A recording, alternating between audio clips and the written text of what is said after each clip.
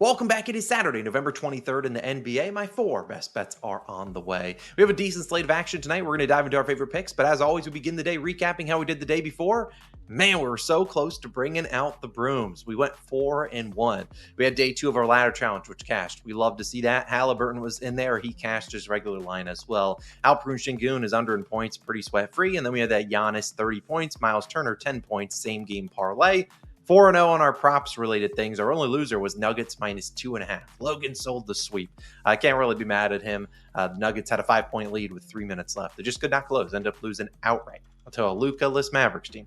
Hey, it is what it is. Hey, we'll take a 4-1 day. We're on a 6-1 run. Let's continue that momentum today, and let's hopefully bring out the brooms tomorrow morning. Now, I've talked about this a few times. We do have a DubClub. If you have no idea what a DubClub is, it is connected to our Discord. It is where we send out all the plays early, so that's where you get all of our plays early, not only the picks that I'm going to talk about in this video, ladder challenge, and any other things that we're posting. I've already sent all of our NFL picks out there, so if you want to go tap into that, I always run out a little bit of a trial here and there. There's a 2-week free trial, though, down below. So if you ever wanted to join the DubClub, get everything early, sometimes the lines are going to move quick. You guys should know that. You can join it. Top link in description, 2-week free trial. Go check it out. If you don't like it, you can cancel it. It's not a big deal. I'd rather give you guys all the opportunity of getting on in there. So 2-week free trial, top link in description. Let's dive into the picks though today. We have a college football video posted yesterday. You can go tap into that. We'll have our NFL videos, 2 of them, posted later on today. So make sure you don't miss out on those. So subscribe. Let's dive into the picks. First one of the day. A guy that I almost made a bigger play. Stephen Curry over 23.5 points, minus 105 on DraftKings. Now, I was close. I was real close to making this a 1.5 or 2 unit play. He's my favorite individual prop of the day. I just haven't bet a lot of Warriors games because this is a team that plays 11 to 12 men. I don't like really betting on those types of things. Now, obviously, Steph Curry is their number one, their alpha, so he will get the minutes. But I just don't like playing a ton of Warrior props. But I really like Stephen Curry today. I'll stick to 1 unit, but I won't lie to you. I think he scores 30 tonight. Now, tonight, the Warriors are on the road in San Antonio. The 12-3 Warriors are only 3.5-point favorites versus the 8-8 Spurs. I know a very easy spread people are going to pick. It's going to be the Warriors. Understandably so. They're the better team than the Spurs. But sometimes that's not how the NBA works. I think this does mean, though, that Victor Wembanyama will be making his return tonight, which is ideal, especially for how the defense will shake up with Wemby in there. I don't think the Warriors are free tonight, though. If they are, then color me shocked. But I think this is a game Curry gets his normal minutes, and I think he shoots a lot. Let's talk about Curry, though. He's averaging a little under 23 points per game this season. Not what we need. He's hit this over, scored 24 points or more in only 5 of 12 games. But if you look at the games, in 5 of the 7, he did not come through. He attempted 11 or fewer shots. Now, you won't find this analysis anywhere else. The only way you're going to score points is if you shoot the ball. Yeah, good luck finding that somewhere else. Go subscribe so you don't miss out on more of that hard-hitting analysis. But joking aside, he's not going to score if he's not shooting the ball more than 11 times. However, tonight, I like his matchup much more than anyone else on his team. The Spurs rank, and here's why. The Spurs rank 4th defensively for spot-up shooting. They allow the 5th fewest points per game in the paint, 3rd fewest at home. So spot-up shooters, which the Warriors have a trillion of, or guys like Kuminga that drive and get into the paint, those are not good matchups for those guys. Where do they struggle, though? They struggle in the pick and roll. The Spurs rank 23rd defensively versus the pick and roll ball handler, and they struggle at the top of the key. Curry scores 55% of his points per game on above the break 3-pointers. Those are not the corner, anything kind of above that break. That's pretty self-explanatory. That's where the Spurs rank 23rd. They allow the 6th most above the break 3-pointers made per game.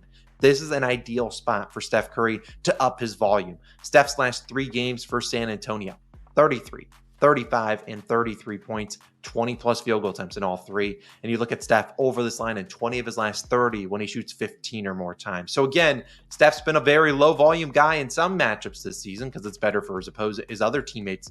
This doesn't feel like one of those matchups where he's deferring to other guys, where other guys are wide open. Basically, you got Victor Wembanyama. If he's playing, he's normally in drop coverage, so that's why you get those pick and roll and top of the key type of 3-pointers or mid-range shots instead of the guys that are staying home on the shooters on the outside. If Zach Collins is in at center, same sort of defense. I don't see them trapping Stephen Curry and leaving a slew of open 3-point shooters, which the Warriors have a trillion of. So I really like Steph Curry's over in points tonight, and those are the reasons why. I like it at 23.5. I take it at 24.5. I won't lie to you. I almost took him for 30 plus, which was plus 300.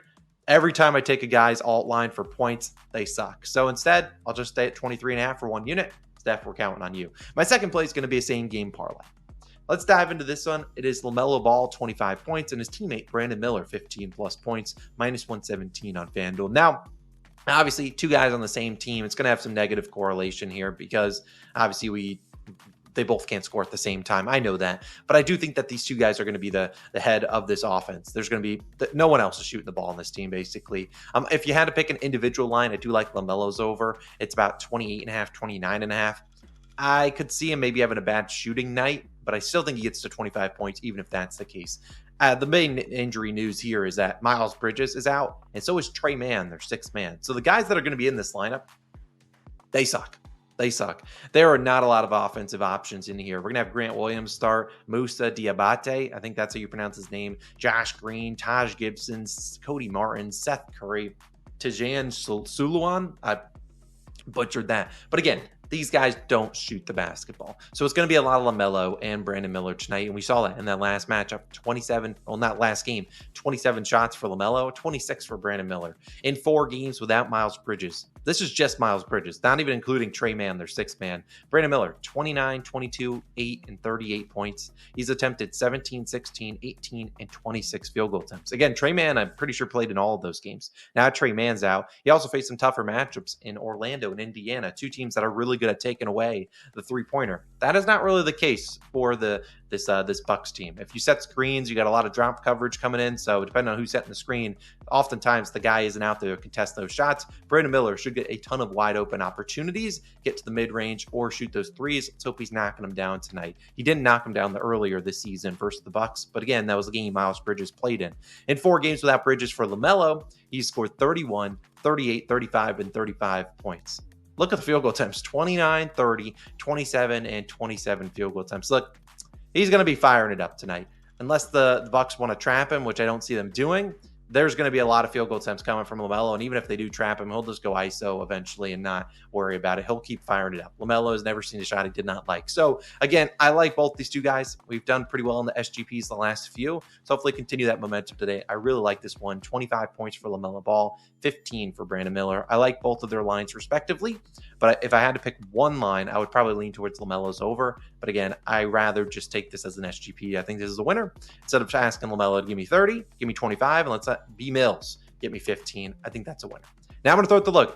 Now the thing about Logan for his spread picks, number one, spread picks are hard in the NBA. And Logan, he's either hot or cold. Right now he's pretty cold. He can't get teams to play defense when they need to, make shots when they need to. He's every pick that he's basically had, besides the who he picked, the Suns the other day, has looked decent at some point. They've looked pretty good. Just has not been getting that luck. And spread picks are tough. You know, I don't do a lot of spread picks, although I do want to know I am 5-1 on my game picks this season. But either way, I'm throwing it to Logan for his favorite pick of the day. It's an earlier start. Logan, what you got?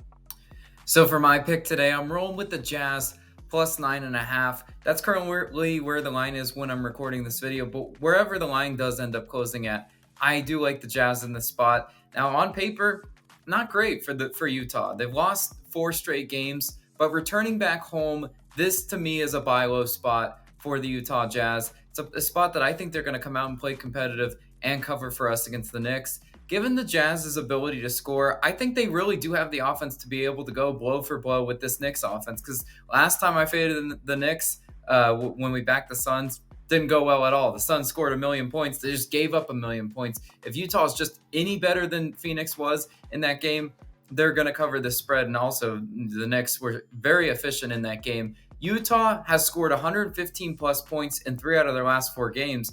I kind of like that heading into this game. They've showed me that they do have the guys to score. And speaking of guys, Jordan Clarkson, Walker Kessler, both game time decisions for this game. I'd love if those guys do play. Again, I'm not necessarily counting on it, but again, it would be a nice surprise if they do, play and they add some talent to that Jazz team. On paper, these two teams are a mismatch. I'm not even going to go stat for stat because the Knicks blow them away in a lot of the offensive and defensive categories. That's why this spread is massive. But again, even with high spreads, you can't be scared to take the large underdog because even the large underdog in the NBA, they play scrappy. Utah 11th in pace compared to the Knicks 28th in pace. Why do I bring that up? Because I think if Utah speeds up this game, they can trade bucket for bucket really with the Knicks, keep this game high scoring, keep this game tight. And I kind of see that being the pathway to cover this spread for us in this one. Not very relevant to these these current rosters, but New York has lost 2 out of their last 3 matchups in Utah. Again, what do the Jazz have on their side? They have the altitude and the home court advantage going for them. Hopefully they do use that. Hopefully we see a little bit of tired legs for the Knicks later in this game, and that's where the cover comes for us. So I love the Jazz plus the points as my best bet of the day. But Austin, throwing it back to you. Let's hope the Jazz can do well. I don't have any props in that game. I will talk about all the other games I haven't touched on in just 1 second, so stay tuned for that. Jazz, go lock in. My final pick of the day, before we talk about, well, actually, we're about to talk about this, is day 3 of the ladder challenge, our 4th pick. I'll talk about the ladder real briefly, and then I'll get into all the other games that I did not touch on and talk with them for like 15, 20 seconds pop. The ladder challenge should be posted later on today. I am looking heavily at the Nuggets and Lakers game. Obviously, we need to make sure everyone's active in that game. But I think that one is a competitive game, and I like the matchups for a lot of these guys on that game. So stay tuned for the ladder. It will not be posted until later on this afternoon. I probably will not touch the Jazz and Knicks game, although I do like some props in that one. Probably not going to get involved. Stay tuned for the ladder, though. Will be posted later on this afternoon, so make sure you get those notifications on. If you're in the DubClub, you'll get a ping to your phone when I post it. And obviously, if you're following me on like Twitter or TikTok or Instagram, you know it's going to be posted. I try to get it out many hours before the game start. But as I said, I'm really looking at that Lakers and Nuggets game tonight. So stay tuned. We'll hopefully get it posted later on this afternoon, evening time. That game doesn't start till like 10:30. So I'll be sweating that late. Let's talk about the other games and get on out of here. Hopefully you guys enjoy your Saturday. Knicks and Jazz. I'm not touching it, as Logan touched on. Jordan Clarkson and Walker Kessler, both guys that are questionable in this lineup. If Walker Kessler is out, I probably will consider putting John Collins for 10 points in the ladder. I think he's just locked into that, and the Knicks really don't play great interior defense. So I'll be taking a peek at that. John Collins, 10 points, will probably be in the ladder if Walker Kessler's out. If he's in, I don't love it as much. Not really touching those props there. Knicks, hard team to bet. Their starters get tons of minutes, so pretty consistent. I just don't really feel like touching that game. The next game, you have Detroit versus Orlando. Key Cunningham missing with pelvis injury. I don't know how the heck he got that. I'm not touching that one. I just don't want to get involved with any of those Pacers. I looked at Jalen Duren's under, but he's actually had a decent track record against the Magic. I don't really have any good leans there. Franz Wagner, his line's 26.5, 27.5. I just don't see a lot of value there. Memphis versus the Bulls. The Bulls on a back-to-back. I do lean Memphis here. They just have some injury question marks. Ja Morant, doubtful. Could always get upgraded. Marcus Smart, questionable here.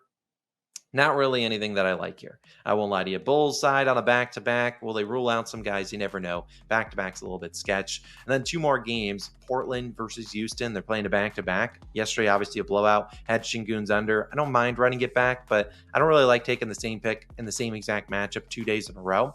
Just feels like some things are going to change game to game. So I'll be off that game. Maybe it's closer. I hate the Blazers. Rockets, maybe I'm not touching that one. And then finally, that Lakers and Nuggets game. Hopefully everyone suits up here. Notoriously, knock on wood, the Lakers don't blow out teams. They just don't have the 3-point shooting to really get it done. And the Nuggets, sure, they're on a back-to-back traveling here, but I think they show up. So I hope everyone plays there. Obviously, Jokic coming off a back-to-back, but I don't see him sitting here. Maybe Jamal Murray sits, but we'll see. Like I said, if I'm going to do a ladder challenge, that's the game I really want to target. So I might wait a little bit later than normal to post it because that's the game I really like is the Lakers and Nuggets game. I won't lie to you. Austin Reeves for 10 points will probably be in the ladder today. I won't lie to you. Just putting it out there. He will probably be locked into the ladder. But those are my favorite picks of the day. I'll recap them. Steph Curry's over in points. Melo Ball and Brandon Miller SGP. Jazz plus 9.5. And then day 3, 4th pick of the ladder challenge. Hopefully moving to day 4. Let's stay hot, guys. 6-1. Let's try to move into 10-1 over the last 3 days. I'll see you guys in the next one. Right now, there's a college football video live. Go check it out. It's right there. When NFL videos are live later on today, you can tap into those as well. It's Austin signing out. See you guys in the next one. Peace.